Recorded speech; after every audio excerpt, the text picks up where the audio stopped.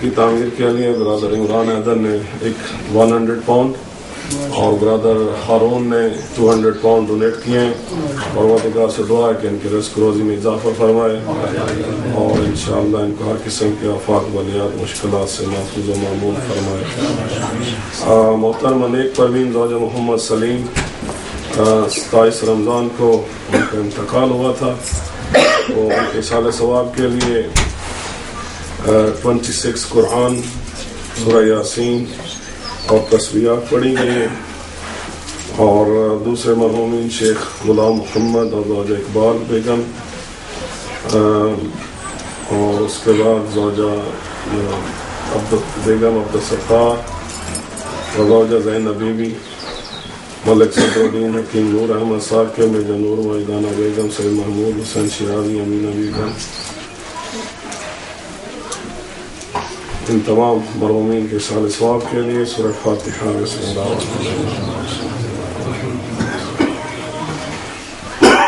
الرحمن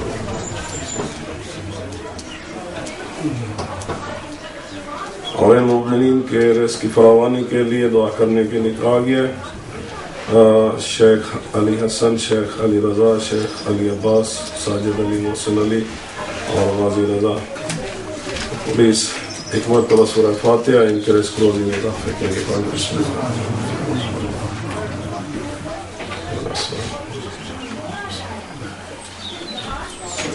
اعوذ باللہ من الشیطان الرجیم، بسم اللہ الرحمن الرحیم. یا مریم اقنتی لربک واسجدی وارکعی مع الراکعین. گزشتہ روزہ آپ کی خدمت میں ایک آیت قرآن مجید عرض کی تھی، کوئی ریفرنس بتائے گا وہ کون سی تھی؟ چیپٹر 2 سورہ بقرہ ورس نمبر 43، اور آیت کیا تھی؟ اقیموا الصلاۃ وآتوا الزکاۃ وارکعوا مع الراکعین. پلیز تھوڑا سا کوشش کیا کریں ان چیزوں کو اس پاک ذہن میں جگہ دینے کی، یا بند کر دیں کیونکہ ویسے سپیکر نہیں ہے، آواز نہیں جائے گی.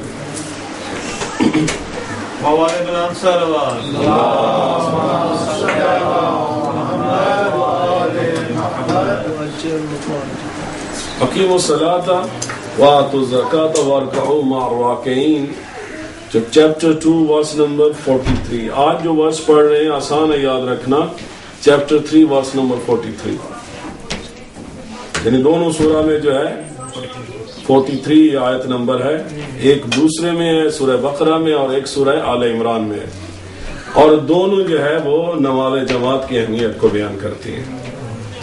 انشاءاللہ 43 یاد رہے گا، سورہ بقرہ اور سورہ آل عمران. تو سورہ بقرہ میں یہی ہے کہ نماز قائم کرو اور اس کے بعد زکوٰۃ دو، خمس دو، صدقات دو، اور رکوع کرنے والوں کے ساتھ رکوع کرو.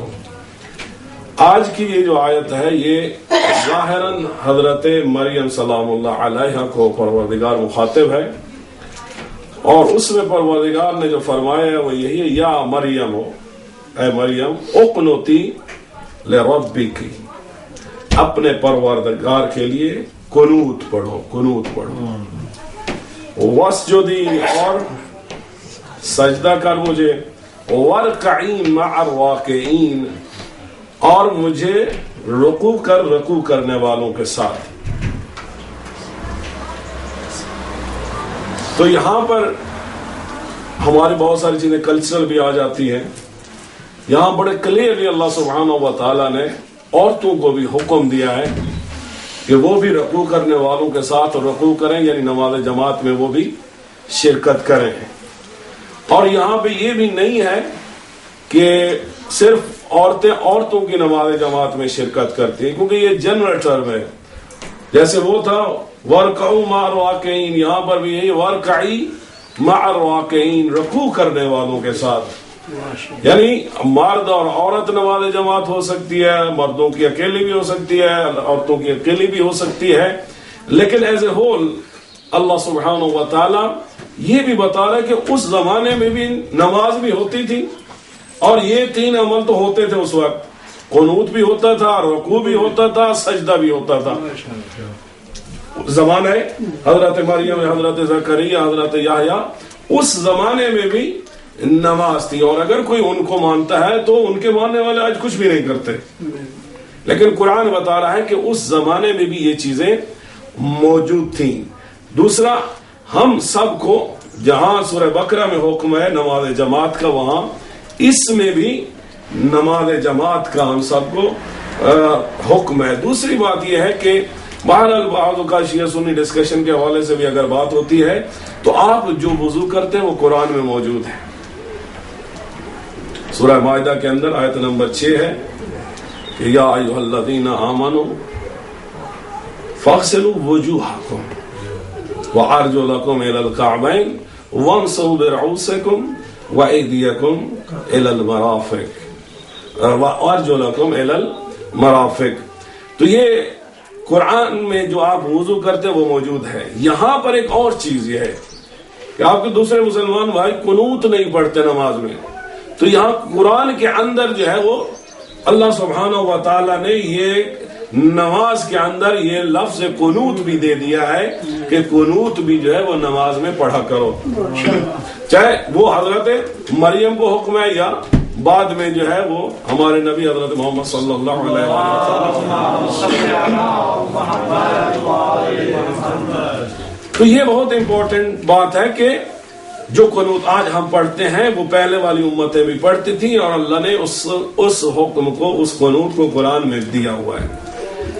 تیسری بات یہ ہے کہ یہ عبادت اللہ سبحانہ و تعالیٰ کی، یہاں پر چونکہ حضرت مریم کو مخاطب ہے تو اس لیے جب انسان کا سٹیٹس خاص ہو جاتا ہے تو اس کے لیے احکام بھی اور خاص ہو جاتے ہیں۔